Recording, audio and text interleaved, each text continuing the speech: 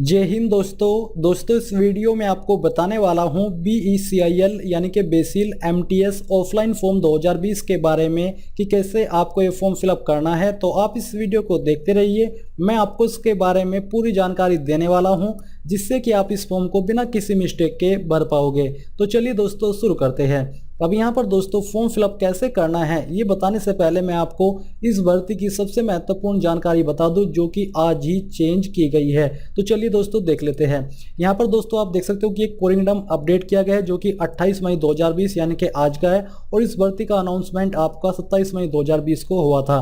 तो जैसे ही आप ये PDF ओपन करते हो तो आप यहाँ पर देखोगे कि आपके इस भर्ती के अंदर कुछ चेंजेस किए गए हैं, और वो चेंजेस क्या है वो आप यहाँ पर इस रिवीज्ड नोटिफिकेशन के अंदर देख सकते हो। बट उसके पहले जो आपका कल का नोटिफिकेशन है वो देख लेते हैं। इसमें कल के नोटिफिकेशन के अनुसार आपसे 8वीं पास की योग्यता, साथ ही आपके पास 2 साल का रिलेवेंट एक्सपीरियंस मांगा था, और सैलरी आपको 16,341 रुपये पर मंथ मिलने वाली थी। बट जो आपका नोटिफिकेशन रिवीज्ड किया गया है यानी कि चेंजेस किए गए हैं, तो अब यहाँ पर इसमें आवेदन करने के लिए आपसे सिर्फ 10वीं पास की योग्यता मांगी है, और इसके अलावा आपसे कोई भी एक्सपीरियंस नहीं मांगा, यानी कि 10वीं पास फ्रेशर कैंडिडेट इसमें आवेदन कर सकते हैं। और इसके ऊपर अब आपको 14,842 रुपये सैलरी दी जाएगी, बाकी जानकारी सेम रहेगी। अब चलिए ये आपको क्लियर हो गया होगा, और अब बात करते हैं कि कैसे आपको इसमें अप्लाई करना है जो कि आप ऑफलाइन माध्यम से कर पाओगे। तो यहाँ पर जो भी आप वीडियो में देख पा रहे हो ये आपका एप्लीकेशन फॉर्म है जो कि आपको फिलअप करके भेजना होगा। अब ये एप्लीकेशन फॉर्म का लिंक आपको वीडियो के डिस्क्रिप्शन में मिल जाएगा, तो आपको इसको डाउनलोड कर लेना है। और डाउनलोड करने के बाद जब आप इसकी प्रिंट कॉपी निकलवाओ तो मैं आपको सजेस्ट करूंगा कि आप 4-5 फोटो कॉपी एक साथ निकलवा लें, क्योंकि अगर आप इस फॉर्म को भरते समय कोई मिस्टेक कर देते हो और उसमें आप कटिंग करते हो तो वो मान्य नहीं होगा। इसलिए आपको दोबारा से नया फॉर्म लेकर के सेम जानकारी फिर से भरनी होगी। अब यहाँ पर सबसे पहले for office use registration number, dated और फी, ये आपको नहीं भरना है, ये आपको खाली छोड़ देना है। यहाँ पर आपको अपना रिसेंट पासपोर्ट साइज फोटोग्राफ चिपका देना है। फिर आते हैं यहाँ पर application for the post of, तो आप आवेदन कर रहे हो MTS की पोस्ट पर। यहाँ पर आपको अंग्रेजी के बड़े अक्षरों के अंदर MTS लिख देना है। फिर आता है कैंडिडेट नेम यानी कि आपका नाम, तो आप मिस्टर हो, मिसिज हो या फिर मिस हो, आपको उसी बॉक्स में टिक कर देना है। फिर यहाँ पर आपको अपना नाम डालना होगा, और ये नाम भी आपको अंग्रेजी के बड़े अक्षरों के अंदर लिखना है। एक बॉक्स के अंदर आपको एक लेटर, जैसे कि मेरा नाम है अमजद मलिक, तो AMZAD, फिर आपको एक बॉक्स खाली छोड़ देना है। उसके बाद MALIK यानी कि जब आप अपना सरनेम लिखे तो आपको एक बॉक्स खाली छोड़ने के बाद लिखना है। फिर यहाँ पर दोस्तों आपका फादर नेम है, तो आपको यहाँ पर अपने पिताजी का नाम लिख देना है। और ये जो नाम आपने 10वीं या फिर अपना फादर नेम लिखा है या फिर लिखोगे, ये आपको 10वीं की मार्कशीट के अनुसार लिख देना है। फिर आती है डेट ऑफ बर्थ यानी कि आपकी जन्म तिथि, तो यहाँ पर आपको कैसे लिखनी है मैं आपको बताता हूँ। जैसे कि मेरी जन्म तिथि है 02/05/1997, तो 02 यहाँ पर आपको फर्स्ट बॉक्स के अंदर 0, फिर 2, फिर 0, फिर 5, फिर 1997, इस प्रकार से आपको अपनी डेट ऑफ बर्थ यहाँ पर भर देनी है। ये भी 10वीं की मार्कशीट के अनुसार ही आपको भरनी होगी।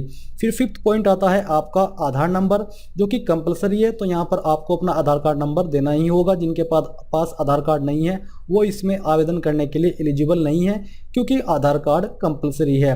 फिर है एम्प्लॉय स्टेट इंश्योरेंस नंबर, अगर आपके पास कोई एम्प्लॉय स्टेट इंश्योरेंस नंबर है तो आप डाल दीजिए, नहीं तो इस बॉक्स को खाली छोड़ दीजिए। फिर आता है पैन नंबर, अब ये पैन नंबर भी कंपलसरी रूप से मांगा है, यानी कि जिनके पास पैन कार्ड नहीं होगा वो लोग इसमें आवेदन करने के लिए एलिजिबल नहीं हो पाएंगे। अगर वो बिना पैन कार्ड नंबर के फॉर्म भर भी देते हैं तो फिर उनका फॉर्म बाद में रिजेक्ट कर दिया जाएगा।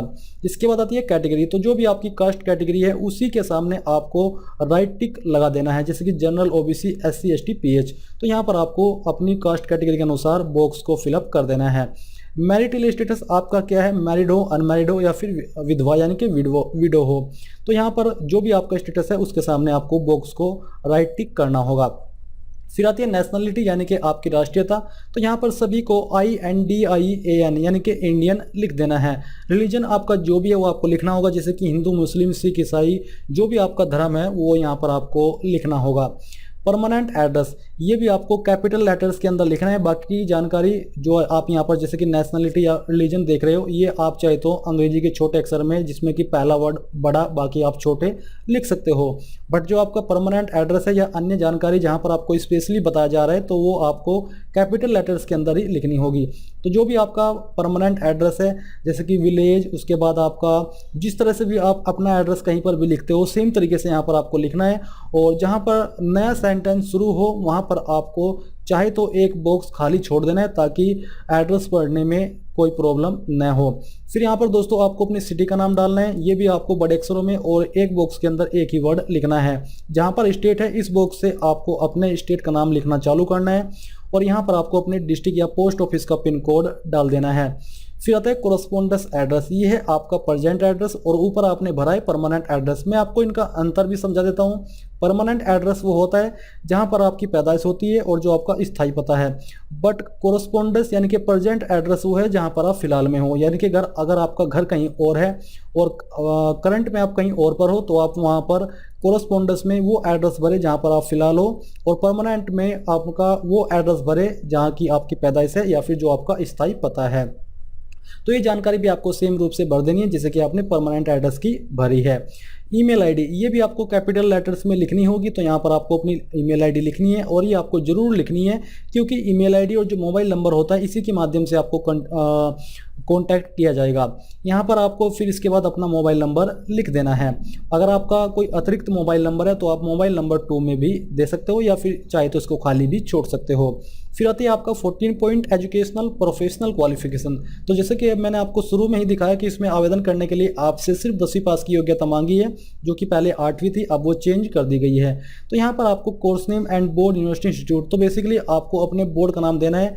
जैसे कि मैं यूपी बोर्ड से हूँ तो यहाँ पर मैं यूपी बोर्ड लिख देता हूँ। आपको पूरा नाम लिखने की आवश्यकता भी नहीं है, आप सिर्फ यूपी बोर्ड लिख दीजिए। आपने किस ईयर के अंदर अपनी 10वीं पास कर ली थी वो ईयर यहाँ पर आपको लिख देना है, जैसे कि 2010, 11, 12 जो भी है वो आपको लिख देना है। टोटल मार्क्स कितने थे, तो यूपी बोर्ड में 600 होते हैं, मेरे में थे, बाकी का पता नहीं, तो यहाँ पर मैं 600 लिखता, और उसमें से आपको कितने प्राप्त हुए थे वो आपको यहाँ पर मार्क्स ऑब्टेन्ड के अंदर लिख देना है। और फिर उसके अनुसार आपकी परसेंटेज कितनी थी 10th के अंदर, वो परसेंटेज आपको यहाँ पर परसेंटेज के सेक्शन में लिखनी है पॉइंट के साथ में, जैसे कि 96.05 जो भी है। अगर आपको पॉइंट तक नहीं पता तो आप सिंपली परसेंटेज लिख दीजिए, क्योंकि इसके बारे में कोई ऐसा इंस्ट्रक्शन नहीं है कि आपको परसेंटेज पॉइंट के साथ में ही लिखनी है। फिर आती है 12th, ग्रेजुएशन, पोस्ट ग्रेजुएशन या डिप्लोमा।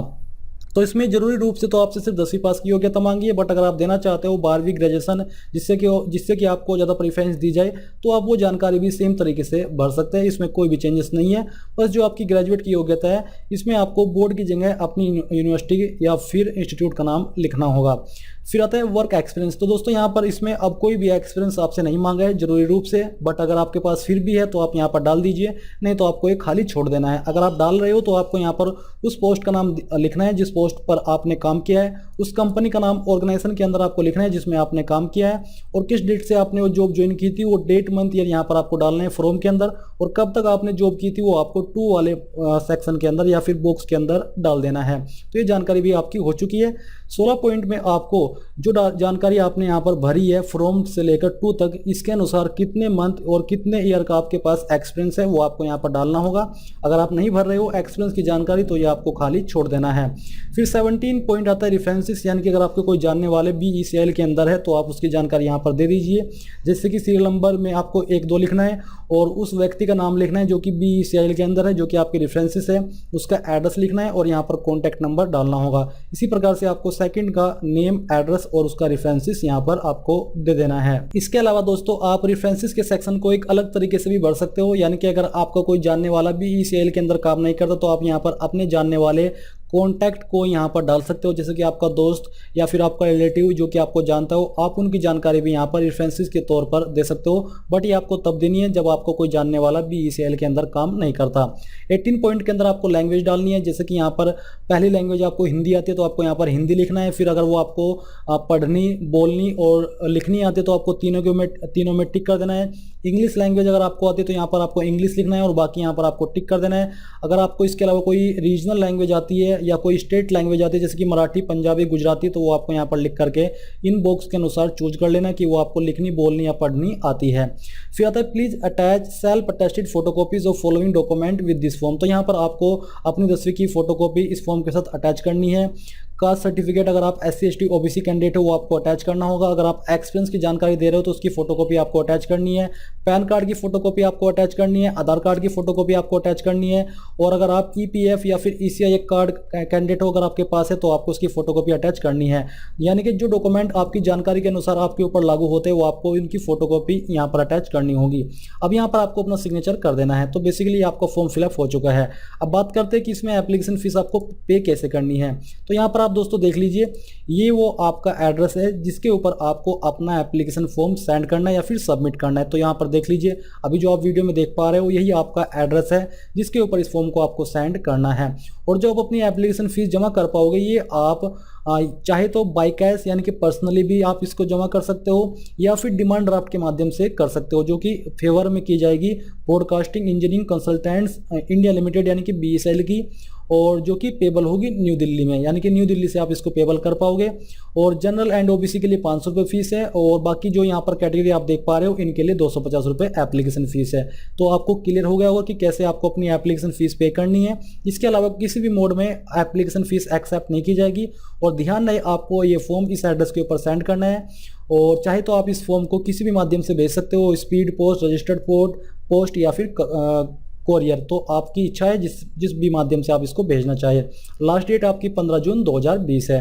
तो दोस्तों ये आपका फॉर्म कंप्लीटली फिलअप हो चुका है सभी जानकारी के साथ। अगर आपको कहीं पर कोई जानकारी समझने में या किसी फील्ड में कोई प्रॉब्लम आई है तो आप मुझे कमेंट करके पूछ सकते हो। मैं कोशिश करूँगा कि आपको जल्दी से जल्दी जवाब दूँ ताकि आपका फॉर्म जितना जल्दी हो सके फिलअप हो जाए। तो दोस्तों बस इस वीडियो के लास्ट में मैं आपसे कहना चाहूँगा कि प्लीज़ आप इस वीडियो को लाइक, शेयर और साथ ही साथ आपके अपने YouTube चैनल ज्ञानदेव होस्ट को सब्सक्राइब कर ले और सब्सक्राइब करने के बाद बेल के आइकन को दबा दे ताकि आपको आगे आने वाली वीडियोस के नोटिफिकेशन सबसे पहले मिल पाए। जय हिंद दोस्तों।